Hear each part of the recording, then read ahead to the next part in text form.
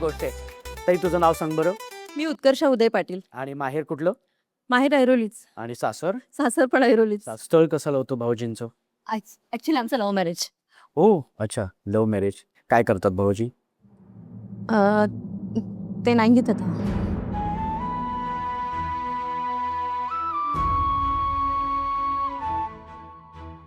म्हणजे 15 वर्षाचा सुखाचा संसार चालू होता आणि अक्षरशः नजर लागावी असंच खरंच संसार नजर लागली माझ्या.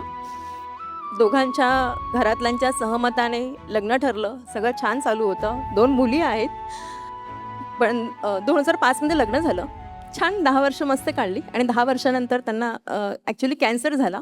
पण तो माणूस कॅन्सरची सुद्धा खूप झगडत होता. अगदी 1 नाही 2 नाही तब्बल 8 वर्ष झगडत होता असं नाही म्हणू शकत मी. आम्ही दोघं एन्जॉय करत होतो. वर्षातनं 4 पिकनिक तर आम्ही मस्त करायचो. एवढं सगळं छान चाललं होतं. म्हणजे सगळं व्यवस्थित होतं. पण मग सगळ्यात घातक कोरोना आला 2020 मध्ये आणि त्याने सगळ्याच संसाराची वाट लावून टाकली. कारण डॉक्टरांनी सरळ सांगितलं आम्ही हात लावणार नाहीत. मी इथपर्यंत बोलले, म्हटलं मी कोरोना किट घालून माझ्या नवऱ्यासाठी मी करते. म्हणजे तुम्ही फक्त सांगा मला काय करायचं. कारण त्याच्यानंतर लिव्हरमध्ये पाणी होत गेलं. औषधं सगळी बंद झाली. ते पोटातलं पाणी काढायला डॉक्टर तयार नाहीत. आणि मग मार्चमध्ये सगळं व्यवस्थित होतं. एप्रिल मे आणि आत्ता हा 18 जून संपलंच.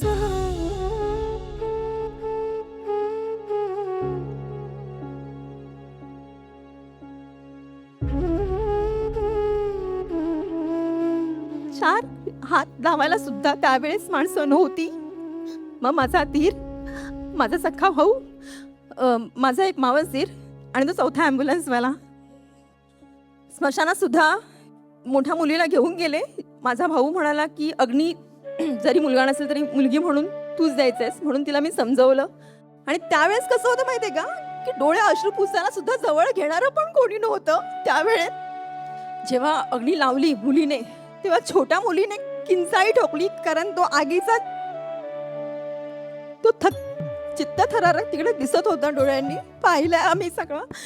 पण ज्यावेळेस तिच्या डोळ्यात, तिच्या अंगठात, तिच्या तोंडातून जेव्हा ती किंकाळी फुटली ना, माझा आवाज तिथे स्तब्ध झाला. कारण का जवळ घेणं नव्हतं. प्रत्येका तोंडाला मास्क होता आणि नंदा धीर सगळं घरच पूर्ण होरपळलं होतं. ताई पण तुझं कौतुक करायला पाहिजे. कारण ह्या सगळ्या प्रसंगातून सुद्धा तुझ्या पद्धतीने तू सावरलीस, स्वतःला सक्षम बनवलंस, घर चालवतेस, कुटुंबाला मोठं करतेस, मुलांना मोठं करतेस. त्यासाठी खरंच एक, आणि मला असं वाटतं की त्यासाठी एक शक्तीच असायला पाहिजे. आणि ती शक्ती मला वाटतं या प्रत्येक स्त्रीमध्येच असते. आणि त्या स्त्री शक्तीला सलाम. एकदा जोरदार टाळ्या ताईंसाठी झाल्या पाहिजेत. आणि तुझ्या या पुढच्या वाटचालीसाठी तुला आमच्याकडनं खरंच खूप खूप मनापासून शुभेच्छा. ओके, खेळायचं आपण सुरू करायचं खेळायला. एक छानसं स्माईल दे बरं.